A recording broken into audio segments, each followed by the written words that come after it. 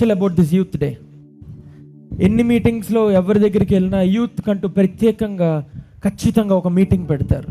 ఎందుకు పెడతారు అంటారు? డబ్బులు చేసుకోవడానిక, పేరు సంపాదించడానిక, ఫేమ్ సంపాదించడానిక? ఎక్కడైనా సరే ఏది ఉండదో చెప్పనా?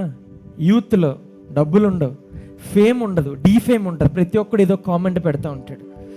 డబ్బులు ఉండవు, ఫేమ్ ఉండదు, పేరు అస్సలకే రాదు. ఎందుకంటే యవనస్తులకి మైండ్ సెట్ ఏంటంటే ఒకడు ఎదుగుతున్నాడంటే వాడిని తక్కువగా చూడాలి, వాడిని తొక్కాలనే మనస్తత్వమే ఉంటుంది తప్ప అయ్యో ఇతను బాగా పాడుతున్నాడే, ఇతను బాగా వాక్యం చెప్తున్నాడు, ఇతను బాగా వాయిద్యం వాయిస్తున్నాడే, ఇతను దేవుడి నామాన్ని మహింపరుస్తున్నాడే అని మనం చూడం. కానీ వాడు ఏం తప్పు చేశాడు?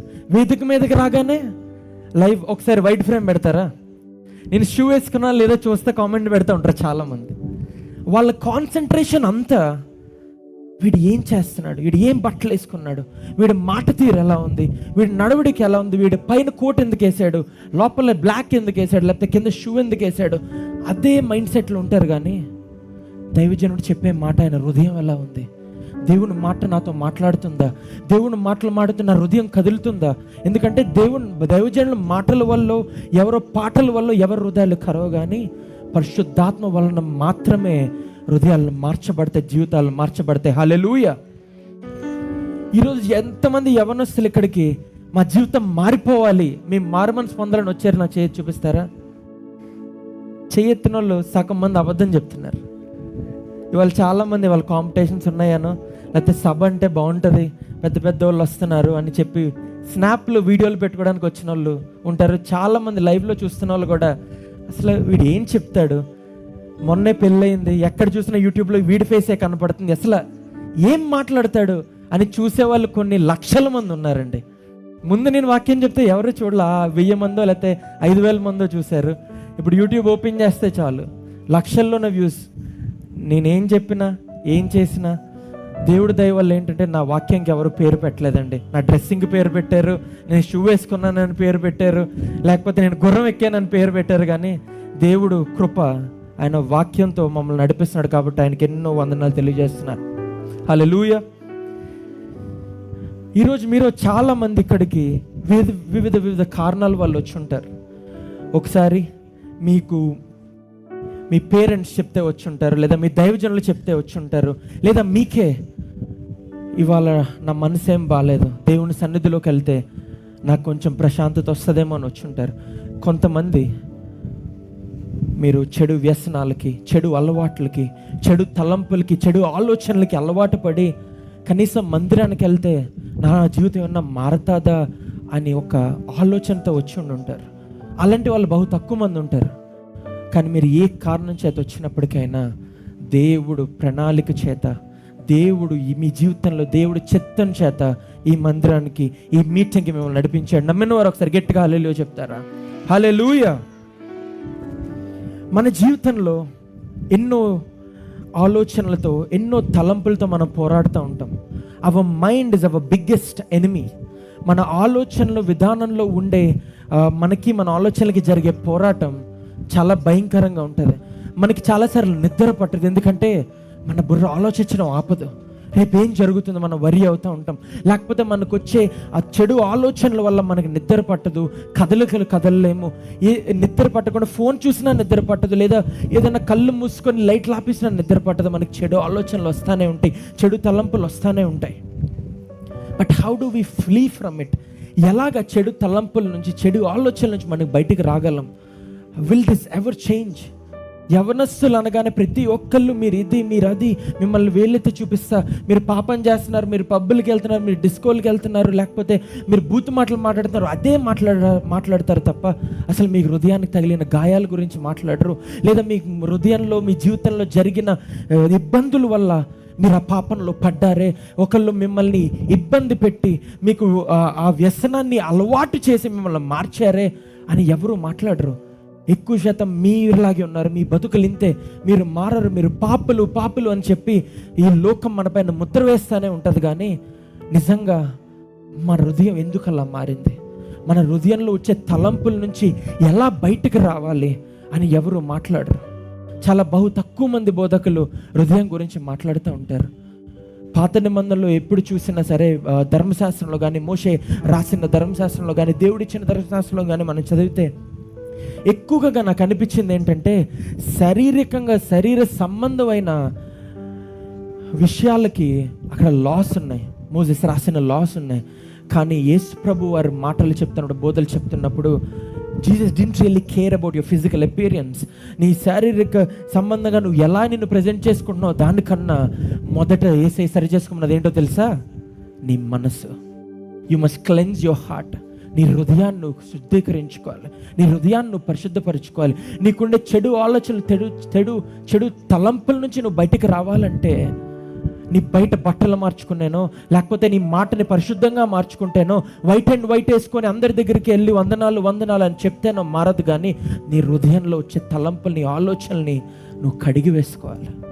కేవలం దేవుడు మాత్రమే నీకు ఆ సహాయం చేయగలడు. ఎవరెన్ని మాటలు చెప్పినా, ఎవరెన్ని బోధలు చేసినా, ఎవరు ఎంత ఆరాధించినా నీ మనసు మారదు. కానీ ప్రభు అయిన యేసుక్రీస్తు నీ జీవితంలోకి వస్తే నీ హృదయాన్ని ఆయన మార్చగలడు. హల్లెలూయా, హల్లెలూయా. మన జీవితాల్లో ఉండే కొన్ని సంఘటనలు ఉంటాయండి.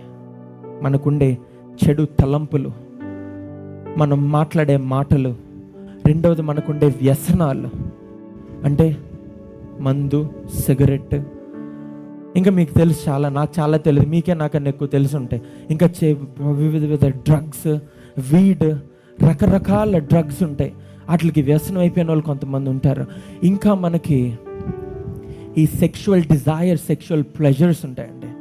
చెడు ఆలోచనలు, మోహపు చూపుతో చూస్తాం, మోహపు ఆలోచనతో చూస్తూ ఉంటాం. ఎప్పుడు అదే తలంపులు వస్తూ ఉంటాయి. యవనస్తులకి అటువంటి తలంపులే వస్తూ ఉంటాయి. ఈ వయసులో చాలామంది వాడు వయసు అంతేరా అలాగే ఉంటారని కొంతమంది తల్లిదండ్రులు కూడా వదిలేస్తూ ఉంటారండి పిల్లల్ని. కానీ ప్రభు ఏం చెప్తున్నారో తెలుసా? మీ దగ్గర బైబిల్ గ్రంథం ఉన్నట్లయితే మాథ్యూ 5:27, మత్తయి సువార్త 5వ అధ్యాయం 27వ వచనం ఒకసారి చదువుకుందాం. You have heard that it was said, you shall not commit adultery. ఎవరైనా నాకు తెలుగులో చదివి వినిపిస్తారా? మత్తయి సువార్త 5వ అధ్యాయం 27వ వచనం.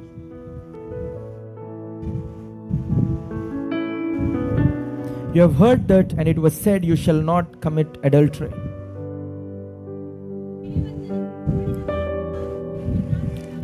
వ్యభిచారం చేయవద్దు అని చెప్పిన మాట మీరు విన్నారు కదా. అక్కడ యేసుప్రభు ఏం మాట్లాడుతున్నారంటే, యేసుప్రభు కొండ మీద ప్రసంగం చేస్తున్నారండి. కొండ మీద ప్రసంగం చేస్తూ చాలా టాపిక్స్ మీద ఆయన బోధిస్తూ మోస్ట్ ఇంపార్టెంట్ టాపిక్ ఆయన వచ్చారండి. ఆయన అడల్టరీ, వ్యభిచారం అనే టాపిక్ మీద మాట్లాడడం మొదలుపెట్టారండి. మొట్టమొదటిగా ఆ టాపిక్ గురించి మాట్లాడుతూ ఒక గ్రౌండ్ ఆయన ఏర్పరిచారు. ఏంటో తెలుసా? You have heard that it was said you shall not commit adultery. నువ్వు వ్యభిచారం చేయవద్దన్న మాట మీరు విన్నారు కదా అని ప్రభువారు చెప్పారు. జనాలకి ఒక ఎస్టాబ్లిష్మెంట్ ముందే ఇచ్చేస్తున్నాడు ఆయన బోధ చేస్తూ. ఎందుకంటే ఎక్సోడస్, నిర్గమకాండం 20వ అధ్యాయం 14వ వచనంలో ఉంటుంది, you shall not commit adultery. ధర్మశాస్త్రంలో రాయబడి ఉంది వ్యభిచారం చెయ్యవద్దు అని. కాబట్టి అక్కడ ఉండే జన సమూహం అంతటికి, కొండ మీద ప్రసంగం వినే జన సమూహం అంతటికి అది తెలుసంట వ్యభిచారం చేయకూడదు అని. కానీ వ్యభిచారం చేయకూడదు అని తెలిసి రహస్యంగా చేసేవాళ్ళు ఉన్నారు. కొంతమంది ఎదుటిగా నుంచున్న స్త్రీని లేదా పురుషుడిని తప్పుడు చూపుతో చూస్తా, స్నేహితులతో మాట్లాడుతా, శారీరకంగా వాళ్ళు ఏమీ వ్యభిచారం చేయట్లేదు కానీ మానసికంగాను వాళ్ళ మాటలతో, చెడు మాటలతో వాళ్ళు వ్యభిచారపూరితమైన మాటలు వాళ్ళు మాట్లాడుతున్నారంట. ఆ సమాజంలో బ్రతికే యేసుప్రభు వారికి ఆ విషయం తెలియదంటారా? ఈ సమాజంలో మనం బ్రతుకుతున్నాం. మన స్నేహితులు ఎటువంటి మాటలు మాట్లాడతారు, ఆన్లైన్లో ఎవరైనా స్త్రీని లేకపోతే యాక్ట్రెస్ని, ఒక దైవజనరాల్ని చూసినా, యవన దైవజనరాల్ని చూసినా ఎటువంటి బూత్ మాటలు మాట్లాడతారు, ఎటువంటి కామెంట్స్ చేస్తూ ఉంటారు. ఈ కాలంలో అలాగుంది. అంటే మొదటి శతాబ్దంలో కూడా 2000 సంవత్సరాల క్రితం కూడా లోకం మారినా, ఎంత అడ్వాన్స్మెంట్ వచ్చినా, ఎంత టెక్నాలజీ వచ్చినా మనిషి బుద్ధి మారలేదండి. అదే చెడు తలంపులు, అదే చెడు ఆలోచనలు, అదే తప్పుడు మాటలు, అదే వేషధారతనం అదే హిపోక్రసీ అప్పటి ధనంలో ఎలాగుందో ఇప్పటికి కూడా అలాగే ఉంది. క్రైస్తవులను చెప్పుకుంటే చలామణి అవుతారే కానీ వేరొకరి మీద వేలు చూపించకుండా ఉండలేరు, వేరొకరి జీవితం మీద కామెంట్ పెట్టకుండా ఉండలేరు. వాళ్ళు దేవుడి కోసం ఏమీ చేయరు, కానీ అవతల వాళ్ళు ఏమన్నా చేస్తే వాళ్ళు వేలు ఫస్ట్ పాయింట్అవుట్ అయిపోయి ఉంటుంది. Because they cannot do anything. వాళ్ళు ఏం చేయలేరు, కేవలం వాళ్ళు కామెంట్ చేయగలరు, అయితే వేలు పెట్టి చూపించగలరు తప్ప. యవన దైవజనుల్ని, లేకపోతే దైవజనుల్ని, యవనస్తులనే కాదు, అబద్ధపు మాటలు, దుష్ప్రచారం, పచ్చి బూతులు, లింకులు పెట్టడం, ఇష్టానుసారంగా మాట్లాడడం, అలా మాట్లాడతారండి. అప్పట్లో కూడా యేసు ప్రభు వారి గురించి, వారి శిష్యుల గురించి వేలు పెట్టి చూపించడానికి ఎంతోమంది పరిసయ్యులు, ఎంతోమంది రిలీజియస్ లీడర్స్, పెద్దలు, మేము మత గురువులు, మత పెద్దలు, మతాల్లో మేమే గణవులు అని చెప్పుకునే వాళ్ళు యేసు ప్రభు వారిని he was a glutton and a drunkard అన్నారండి. యేసు ప్రభు వారిని పాపులతో తిరిగేవాడి తను పాపి అన్నారండి. యేసు ప్రభు వారిని తాగుబోతు అని పిలిచారండి. జాన్ ద బ్యాప్టిస్ట్ని, యోహానుని, బాప్తిసం ఇచ్చి యోహానుని ఏమని పిలిచారో తెలుసా? దెయ్యం పట్టిన వాడా, యు వర్ డీమన్ పొసెస్డ్ అని పిలిచారండి. అంటే అటువంటి వాళ్ళ మీదే అలాంటి మాటలు మాట్లాడితే ఇంకా మామూలు వాళ్ళ మేమెంతండి, మామూలు దైవజనులు ఎంతండి? ఎంత సేవ చేసినా, ఎంత గొప్పగా, ఎంత త్యాగం చేసి పరిచర్య చేస్తున్నా ఫింగర్స్ అరౌండ్ దెమ్. అప్పట్లో కూడా అలాగే ఉండేవారు. యేసు ప్రభు వారు అదే సమాజంలో జీవిస్తా జనులు ఎటువంటి మాటలు మాట్లాడుతున్నారు, ఎటువంటి కార్యాలు చేస్తున్నారు, ఎటువంటి క్రియలు చేస్తున్నారో ప్రతి విషయం ఆయనకు తెలుసు. ఎందుకంటే యోహానులాగా అడవి ప్రాంతంలోకి, విల్డర్నెస్లోకి వెళ్ళిపోయి ఆయన సువార్త ప్రకటించలేదు, లేకపోతే వేరే వేరే రిలీజియస్ లీడర్స్ లాగా మందిరంలో మాత్రమే ఆయన బోధలు చేయలేదు, కానీ he was with the sinners. పాపుల మధ్యనే పుట్టారు, పాపులతోనే జీవించారు, పాపులతోనే నడిచారు. ఎందుకంటే ఆయన వాళ్ళ జీవితాలను మార్చడానికి మాత్రమే ఈ లోకానికి వచ్చారు. హల్లెలూయా. మీలో ఎంతోమంది నా జీవితం ఇంతే, నేను చిన్నవాడిని, నేను చర్చిలో ఒక మూల కూర్చుంటాను, మీటింగ్కి వెళ్తే వెనకాల కూర్చుంటాను, నా బ్రతికింతే, ఏదో వాక్యం వింటాను, అటు నుంచి అటు వెళ్ళిపోతాను నువ్వు అనుకుంటున్నావేమో.